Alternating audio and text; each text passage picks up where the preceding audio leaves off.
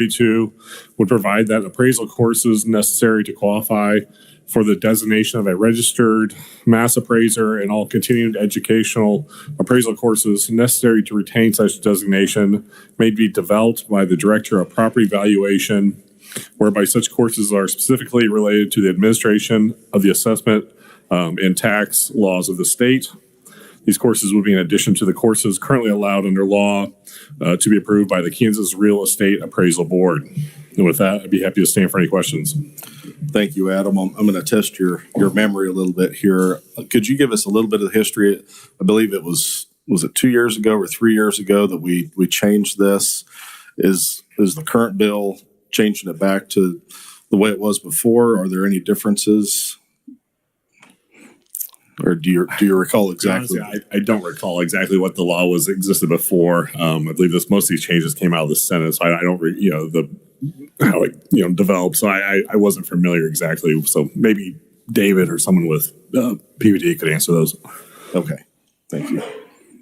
Committee, any further questions? Representative Sanders. Thank you, Mr. Chairman. So what is a mass appraiser and how does that differ from a county appraiser? Do you want the department to answer that one? I'd probably better defer to them. I have an idea, but I'm not good enough to know exactly the specifics. Okay. Any further questions? Seeing none, thank you, Adam. And we would next turn to the department for an overview on the fiscal note.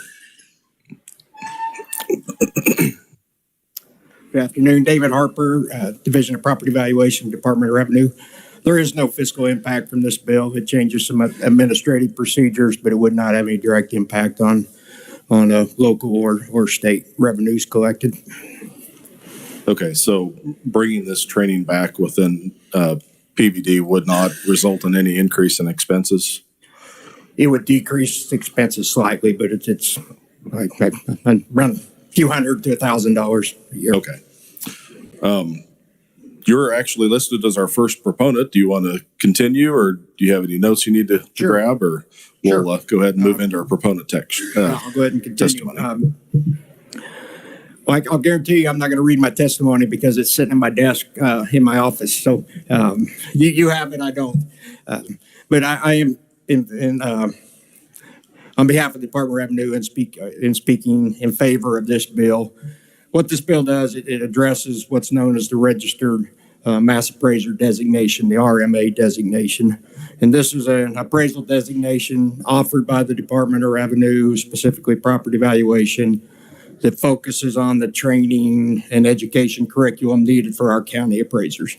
The question on mass appraisal, our county appraisers rely heavily on mass appraisal techniques. So you're valuing a large group of properties through models, those type of things, as opposed to a single property appraisal. So mass appraisal is used, referenced commonly with county appraisers. They're using mass appraisal techniques to do their job, to value those large number of properties every year. If that answers your question. So, okay, so there isn't somebody who is a quote mass appraiser like there is a county appraiser. It's more about techniques. There's a county appraiser that relies on mass appraisal techniques and methods to arrive at their values. Thank you. Thank you, Mr. Chair. Okay. As first up, I guess we'll just give you a little bit of lay the table and a little bit of background. Kansas statute requires for someone to be appointed as a Kansas County appraiser, they must hold one of two designations. One of the designations is a general certification that is offered by the Kansas Real Estate Appraisal Board. The other designation referenced in statute is the Registered Mass Appraiser, the RMA designation offered by the Division of Property Valuation.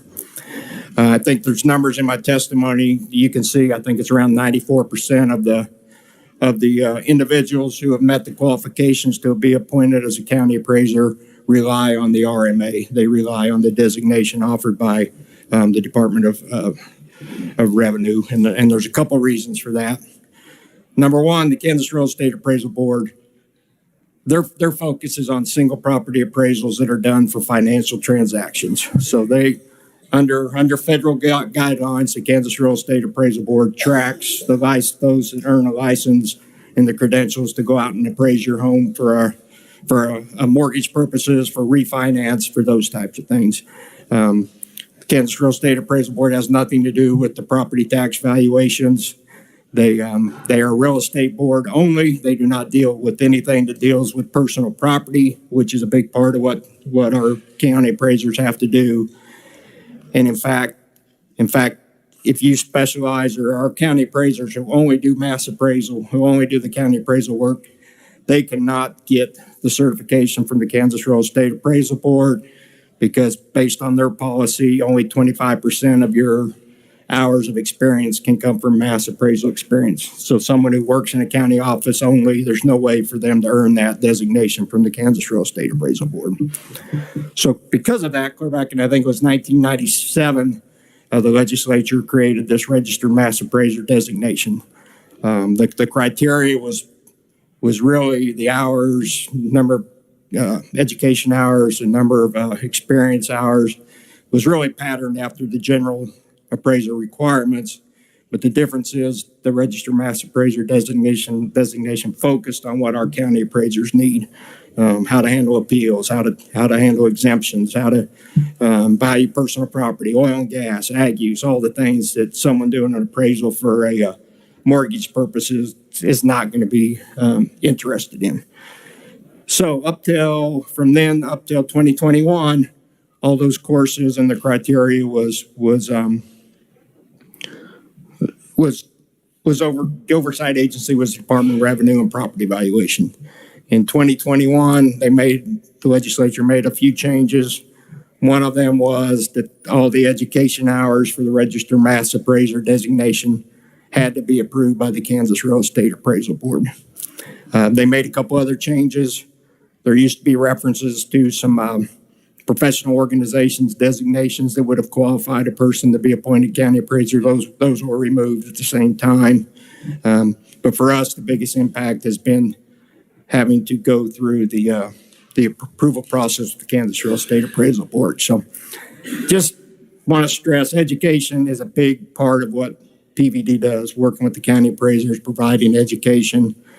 Can't remember the exact number, but I think annually we do over 60 courses a year for over 1,000 or 1,100 students a year. And most of those students are the county appraisers and their staffs. So it's a big focus of ours. In 2022, the law, it was 2021 legislation, but went into effect July 1 of 2022. So with this past year, we did submit all our applications and a minimal filing fee with the Kansas Real Estate Appraisal Board. And what happened is we got 7 of our courses were denied credit from the Kansas Real Estate Appraisal Board. So courses that I would see as pretty critical for a county appraiser to know were denied, and we can no longer require those for a county appraiser to have in order to be appointed to their position. Several of them dealt with personal property valuation, oil and gas valuation. To me, probably the biggest one that was denied was our property tax law class. So we offer a property tax law class and a property tax update course. Neither of those qualify for credit, which is needed. I mean, they're needing to know what comes out of here. Each year we give them an update on what changes were. To me, they're just essential courses for our appraisers. So with this bill, what it would actually do is just allow our courses that we develop that are related to the mass appraisal process in Kansas, for the property tax appraisal process in Kansas, to qualify for credit for this designation without having to go through the Kansas Real Estate Appraisal Board. We don't offer courses from outside sources. These are all courses developed by our staff, taught by our staff, and those are the ones that we're seeking to change the statutes so we can allow credit to the appraisers. So with that, I can stop and happy to take questions. Okay. Thank you, Director. Reading through the bill, the language that's added back in, that the change in the law is very minimal. It seems like I remembered we struck a lot of language when we took that out in 21. Is this bill here giving the appraisers enough resources to do their job still, or are there things that we need to add back in still?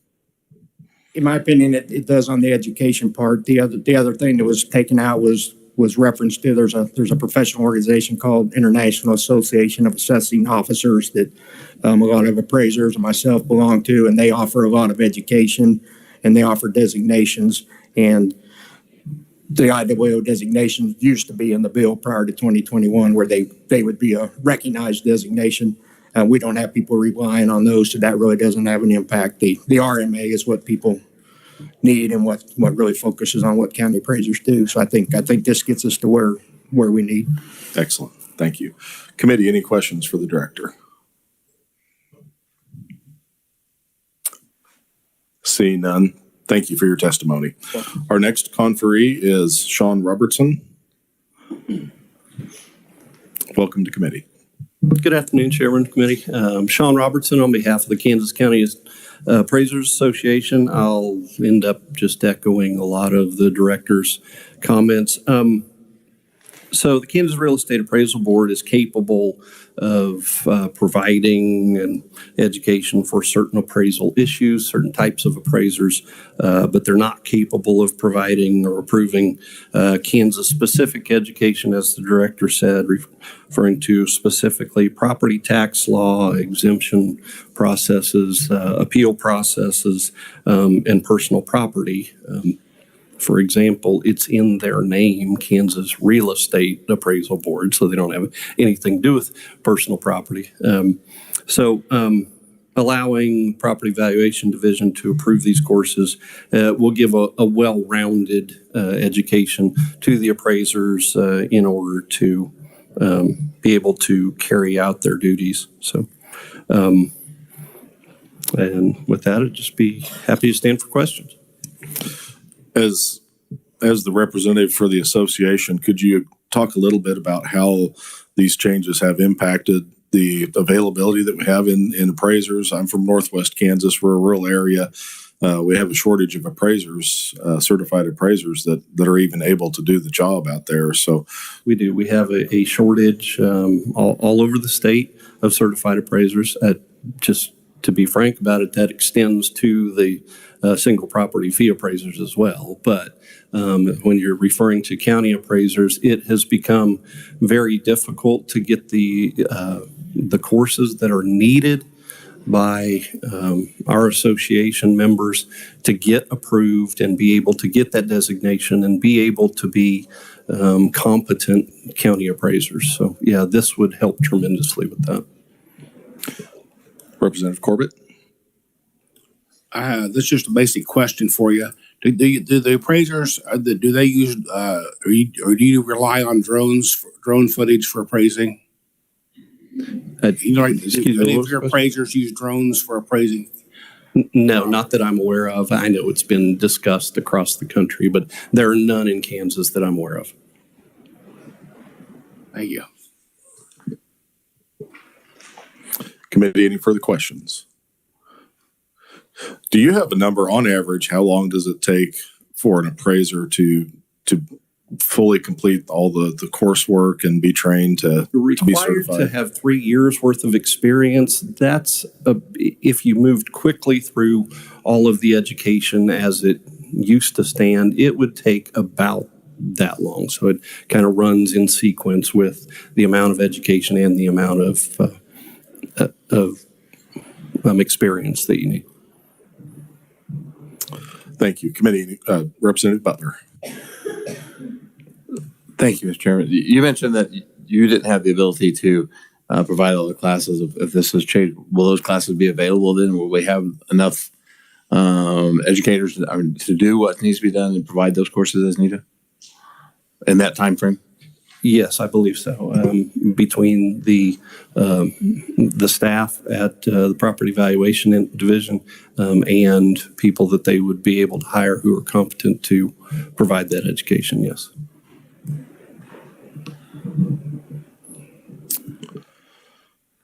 Seeing no further questions, thank you for your testimony. Our next conferee is Jay Hall with Kansas Association of Counties, joining us via WebEx. Thank you, Mr. Chairman. I hope everybody can hear me well. Yes, loud and clear. Thank you.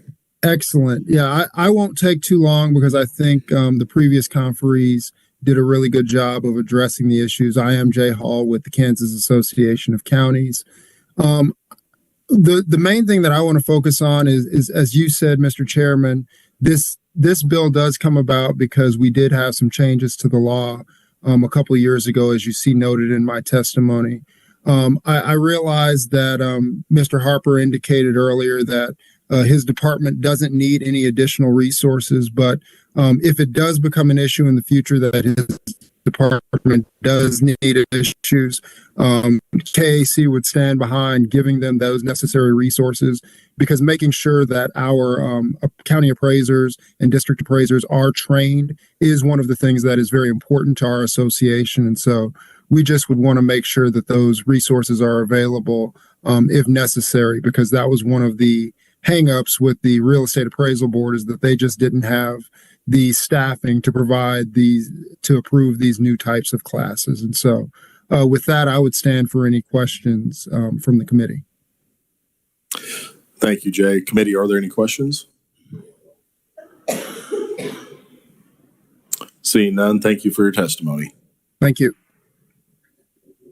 That completes our proponent section testimony that I have listed. Is there anyone else wishing to appear on behalf of House Bill 2232? If not, I'll draw the committee's attention to the written testimony that we have. I show no neutral or opposing testimony. Is there anyone else wishing to appear as an opponent or neutral? Seeing none, we will go ahead and close the hearing then on House Bill 2232 and move on to our next item of business for the day, and that is not a hearing. We'd like to take under consideration House Bill 2182 to debate in committee. We heard that so last Monday. I can't remember. That is the Film and Media Tax Credit Incentive Bill. I'll give everyone a few minutes to pull that up and then have the reviser give us a recap.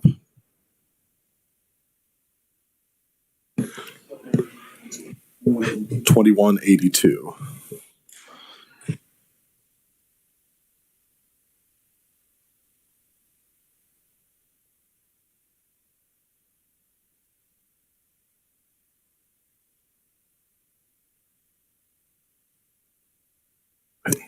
Thank you, Mr. Chairman. House Bill 2182 would create the Kansas Film and Digital Media Production Development Act. Pursuant to the act, there would be essentially five things it would create. It would create an income tax credits for production companies based on the percentage of production and post-production expenditures in Kansas, as would be approved by the Secretary of Commerce.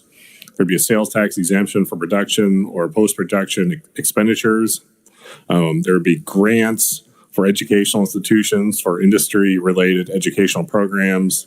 There would be grants for workforce development in connection with a project by educational institutions or for employee training by a production company.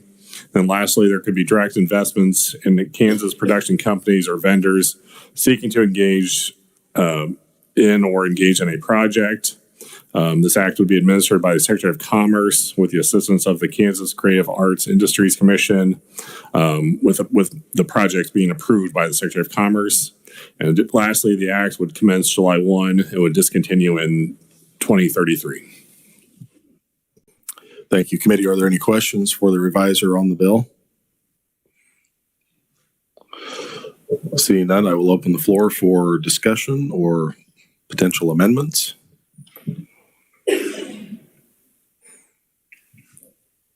Representative Bergkamp. Thank you, Mr. Chairman. I guess we're not very chatty this afternoon. It's like there's a basketball game or something. I guess just my thoughts real quick on it is I think the last several years we've seen the state of Kansas put emphasis on, attracting different entities, whether that's the Apex bill or different things. And we've been successful. I think obviously people want this as to attract another industry, which is fine. But I guess in my mind, I just don't know if I want the state picking which industries to come here specifically, or just trying to develop the best policy to let it naturally occur. And also maybe my concern would just be obviously with the major things we've had happen the last year. Will we have the workforce, or how does that all play out over the next 1 to 2 to 3 years? And I guess at this point, I'd rather just see us take our time before going too much further down the path of incentives at this point in time. So thank you. Representative Avercamp. I guess more on a discussion point of the bill. Mr. Chairman, I read through the post-audit report on some of the economic development incentive programs we have here in Kansas. And from my reading of it, the bulk of them do not work. There is not a return on investment. They have to be taken a look at in complete isolation, as if we didn't do them, nobody would ever spend any other money. If we didn't take money from people to incentivize these businesses, that money would just vaporize. Ultimately, this is a refundable tax credit, which means that these companies, whether they have a tax liability or not, they're getting the credit.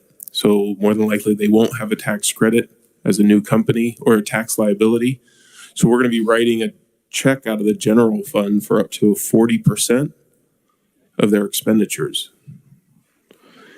And I think just reading through the post-audit report, it's hard to justify these incentives, right? We're taking taxpayer dollars and we're picking and choosing which business gets basically a cash payout.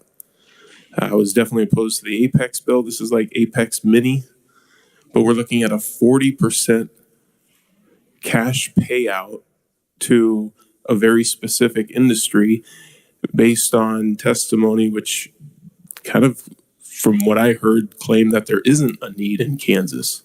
And one of the people testifying stated that she was surprised she had to travel for work, and this bill would help her not travel for work. How many other businesses in Kansas have to travel for work?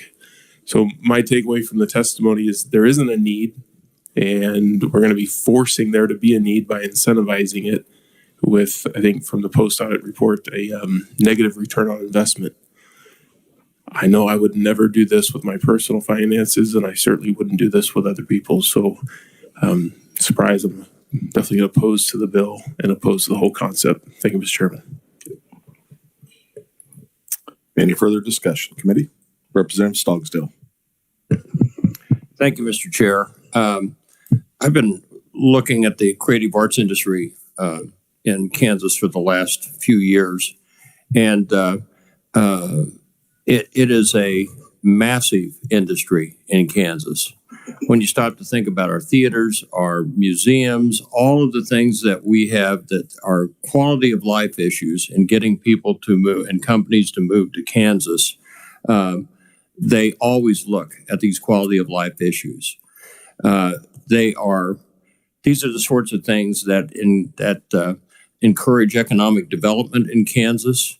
I will give you an example. And I was on the board of directors of the Interurban Art House in downtown Overland Park.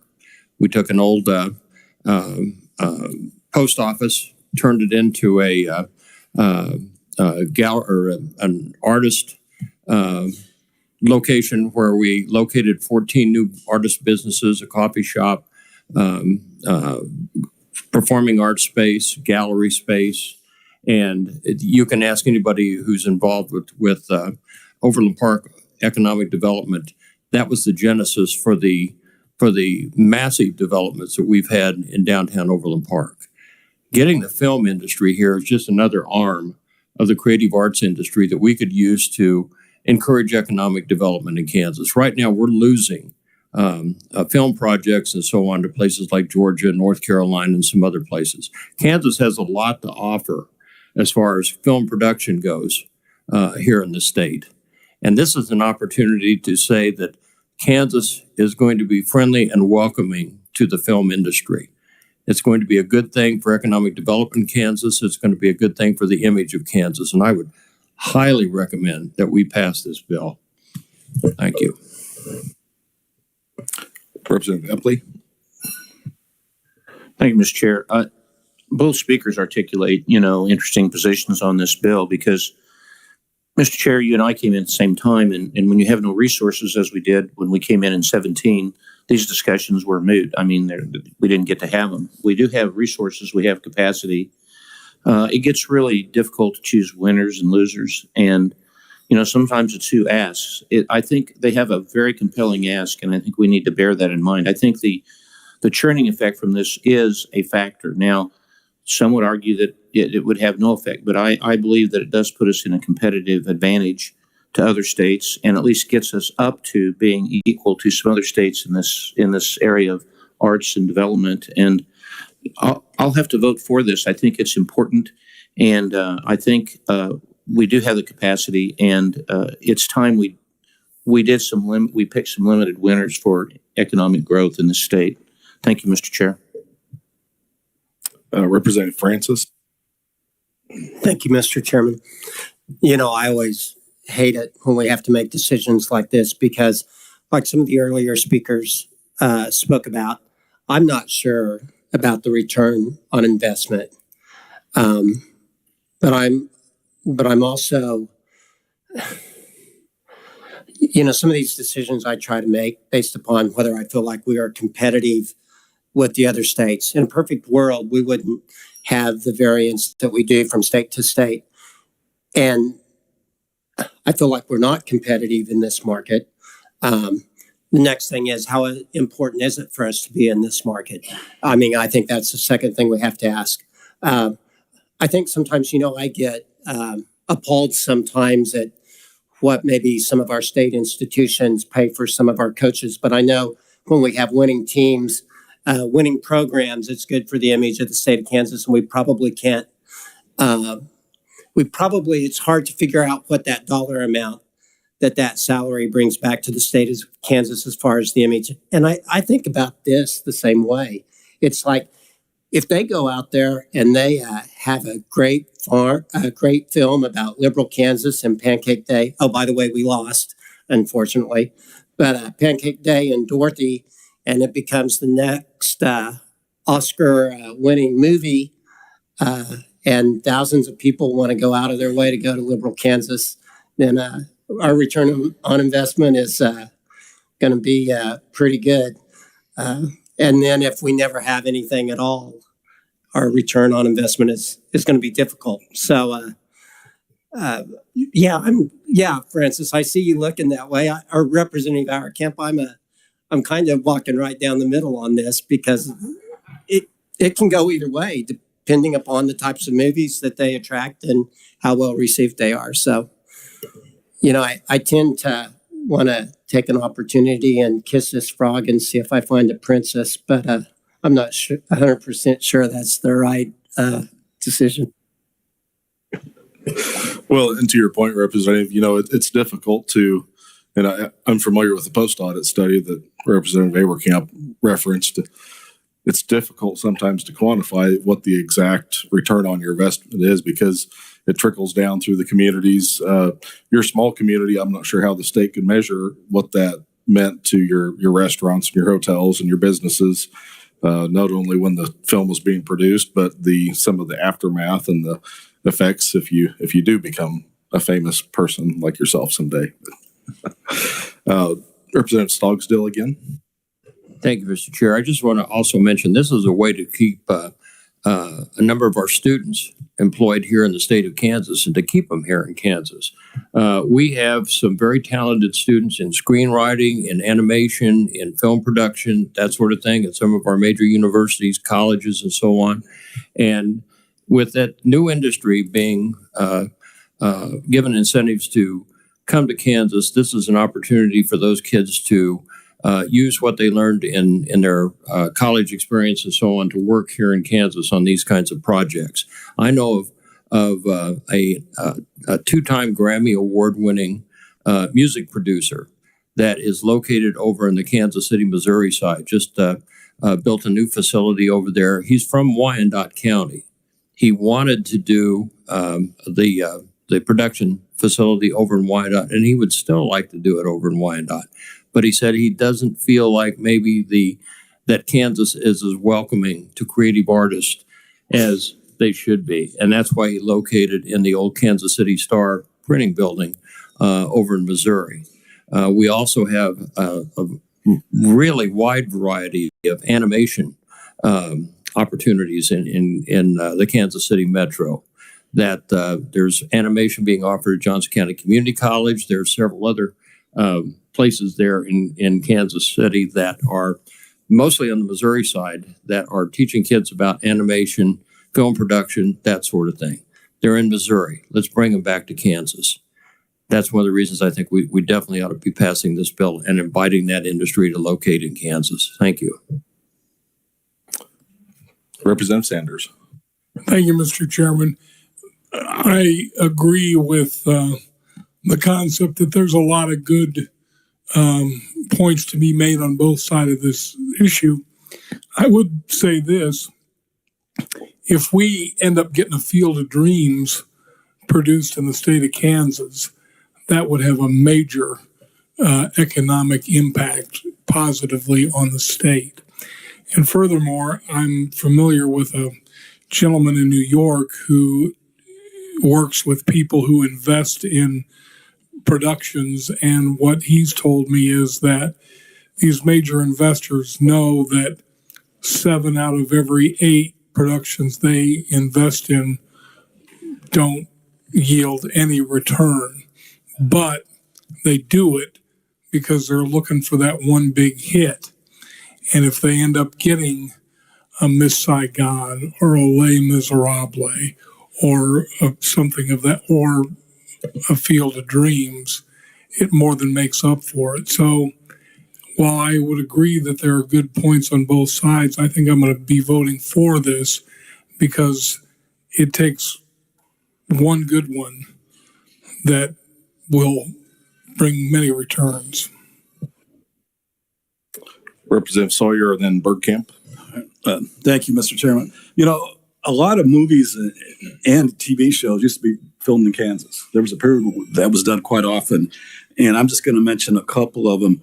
In 1988, there was a movie called Kansas that starred Matt Dillon and Andrew McCarthy, and they were in Northeast Kansas for quite a while. You would run into those guys, you know, in Lawrence or Topeka at that time.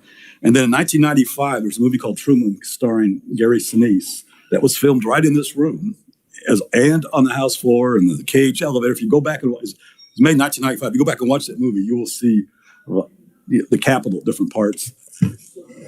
It's called Truman. It's about Harry Truman. Gary Sinise played Harry Truman. And for those of us who have been around, like Representative Huggerson and I, several House members were extras in that movie. So you'll see people you recognize that you knew that you served with. But so that used to happen. But over the years, other states started offering incentives, and films no longer are made in Kansas. You never see films made here. In fact, in 2010, there was a movie called Night and Day that starred Cameron Diaz and Tom Cruise. And the original title of that movie was Wichita. But they ended up not filming it in Kansas. They filmed in Boston and other places because we didn't have the incentives. They did leave. There's a scene in there that's supposed to be the Wichita airport, but it was filmed somewhere else. And there was a line in there where Tom Cruise says, "Here's to Wichita." So they left a little bit of ties to the movie, but it wasn't filmed here or made here. But the point is, we have a chance. I think we have an opportunity. It's not a lot of money in the big picture to try to get films back here and grow an industry. And I think if you base on the testimony, I think there's a good shot we'd have some films made here of just Hallmark. It's very obvious. You know, Hallmark. It's a local company that has become pretty big now. Hallmark movies are a big deal, and I think we'd have an opportunity to have some made here. So I think it's worth a shot. It's not a lot of money in the big picture. There's a sunset in the bill, and I realize the sunset's a ways off, but you know, if it's not working, the legislature can always take it away. But if it's working, it's something that could bring films and another industry back to Kansas, and I think it's worth taking a shot and going for it. So I'm going to support it. Representative Bergkamp. Thank you, Mr. Chairman. I think my limited experience with sunsets is once it's in place, it never goes away. So I think if we vote for this today, it's here for the rest of our lives. But I might be wrong on that. Just a little, I guess, anecdotal evidence from Wichita, where I'm from. I think our art scene down there is, I'd say it's thriving today from 10 to 15 years ago. Maybe it's not centered around, movies and things like that. But I think you look at a lot of the districts and you have a lot of artists who have, kind of found a niche there. And I think just across the state with what's happened in the last 5 years, it just seems like we're moving in the right direction and attracting businesses. And I just, again, have a hard time, to Representative Sanders' point, if only 7 out of 8 fail, is the state of Kansas just subsidizing those 7 losers for that one? Even if we hit the one that wins, I've never been to the Field of Dreams, and I would challenge most of the committee, if you vote for this, can you pick out Liberal Kansas on the map within 50 miles? So sorry. But anyways, I still no, but appreciate the discussion. Thank you. Representative Francis and then Clayton. Thank you, Mr. Chair. So I was in a field of dreams for a second. Is there a sunset currently in the bill? Yes, 10 years. 10-year sunset. I would, and I don't know what the is it appropriate to ask for a kind of a conceptual amendment at this time, or do you need a motion to work the bill first? If it's simple, I'm willing to accept a conceptual. And I don't know what it would look like, but I do think all of the concerns on both sides of this thing are valid. And I do understand what the prior speaker talked about. We never give up on a sunset. So I don't want to disregard that. But is there some kind of an application that a prospective movie has to make as part of this? And we could basically put a 2-year sunset. And I understand that the planning process on this, probably start to finish, we may limit people that would be interested in doing this, but something where if they started production within 2 years, they would be eligible for the credits. Adam, am I making this way too hard? Some kind of a conceptual. Yeah, if you were just going to change the 10-year to like a 5-year or a 2-year, I think that would be simple. But I'm not, because there's a grant piece to this too. Is that part of the sunset or? Yeah, but what I'm trying to do is the planning process on some of these things can be, I think, a year or 2 years. I don't want us to be out of the running because some guy goes, well, we're not even going to have it figured out, for 2.5 years, even though we want to be there right now. I kind of struggle with the 10-year thing. Personally, I understand some of the concerns, but is there some kind of an application process, or do they have to incur the expenses right now? I don't think there's an application process. It's just a matter of, it's the tax credit on your income taxes. So when they would do their income taxes, they would file for this credit.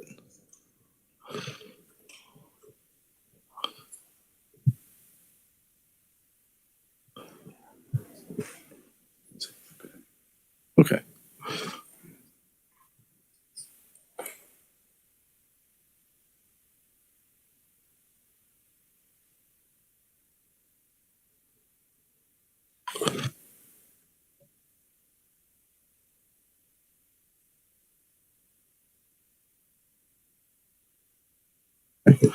The revisor said there is an application where they have to get approved through Department of Commerce to apply for this. So I was incorrect. They do have an application procedure. I guess I would make a motion that we put a 2-year sunset, that basically they have to make application within the first 2 years, and then they would be eligible for the credits. Okay, this would apply to projects approved within the next 2 years, a 2-year sunset. Okay. I wouldn't consider that probably a simple amendment. So I think at this time, we don't have a motion on the table. We're just discussing the bill. I think we will hold off on this one. If we want to take a look at an amendment, I'd like to listen to something or an idea that could get this bill some support and get it moving forward. So, yes, Representative Clayton for some discussion, but. Thank you. And I don't know, are we currently on discussion of potential amendments or the bill in general, or yes? Just the bill in general. There is not an amendment before the committee. All right. So I would say this is that, I would be willing to accept maybe a potential sunset of like 7 to 5 years. A lot of times production can take a while. So although we're not technically discussing that, I'm letting you know how I feel just in case you care. You may not. Now, also, at least as we go on ahead, I think one of the points of discussion that we've brought up a lot, and it comes up all the time in this committee, is we're bleeding people out of the state. I want to get sort of personal here. I have a child who has left the state to go to school specifically for stylist work, for fashion stylist work. And I'm pretty fond of her. I'd like her to come back. But this type of work is often done specifically in this, whether it be for gaming design, for film, whether it's TV, whether it's movies. And so I do have personal skin in the game because I have offspring that I would like to remain in Kansas. Another point I would like to make is that a lot of times we talk about giving breaks to people who fail, or to businesses who fail, or businesses who lose. Well, I don't have the exact statistic here, but a great many of our small businesses in Kansas fail all the time, and we want to give them tax cuts. So I don't know why we would necessarily be going against this particular industry. Finally, I will say this, is that I think that especially, I'm pretty liberal, guys, but I will say this, that, we oftentimes look at sort of the more, the liberal Hollywood ideals, right? We talk about that a lot. What about the fact that with this kind of film credit, we could have opportunities for more conservative types of media, whether that's video games, whether that's film, whether that's TV, not just thinking about Hallmark movies, but thinking about more religious-based and very conservative-based industries that might not necessarily have a home when it comes to film and media in Hollywood with their ideals, but here in Kansas could have a home. That gives them an opportunity to get on this as well. So those are my thoughts. I don't know if you care, but they're on the record, and I hope you take them into consideration. Thank you. Thank you. Committee, if there's no further immediate discussion right now, I'll get to it. Okay. Well, we'll take a few more comments, but I think we're going to hold off on this bill and work it potentially next week. But Representative Corbett? So it's just like everything else. If we're providing the honey, I'm sure the bees will find a way to get it, and they'll find the door. And whether it's 2 years or 3, they'll get it figured out. And I just wouldn't want to leave the door open so long you can never shut it. If things are going bad, we'd like to have one more look at it, I think. And Representative Helgerson? Well, I'll just couple quick comments. If we're going into a new business, and that's what I look at this at, then I would expect that there should be an economic analysis and a clear review of how we think this will work, not just the comments of a few individuals. Some that were, the proposals that I heard in here and in appropriations didn't make me willing to commit any amount of money. I think that the industry is a possibility that we should move ahead, but that's just a gut feeling. And, if we're going to move ahead, there should be clear analysis that's put forward that I haven't seen. Comparisons from other states, comparisons of what the department believes would happen in this state, but unless I missed it, I haven't seen that stuff. The other thing that was commented on, representatives mentioned about the losers. The losers are actually winners for us. If they don't make a big splash in a movie, it doesn't matter to us. It's whether or not they come in and produce the movie here. That's what we want, is people coming in and trying and seeing what the facility's like. And if they don't succeed at the box office, they've lost the money. But that doesn't, doesn't matter to us in the long run. It matters whether or not they come in and spend the money. But what is clearly the biggest failing is there is no economic analysis that really states whether or not we're going to be beneficial in whether or not you have 2 years, 5 years, 10 years from now, and says, this is what the industry produced. We used to have that kind of analysis, but we don't have anything now that says it'll be beneficial or not. I was kind of just ignoring this because I actually was in 1 or 2 of the movies. And my company actually did work for all of the extra stuff that movies have when they come to the state. But, this bill needs a lot more work. It may be worthwhile, but we need to spend a little bit more time, or they need to spend a little bit more time putting the plans together. If there's no further discussion, we will take this up again at a later date. And is there anything else for the good of the committee? Any announcements? Seeing none, we are adjourned.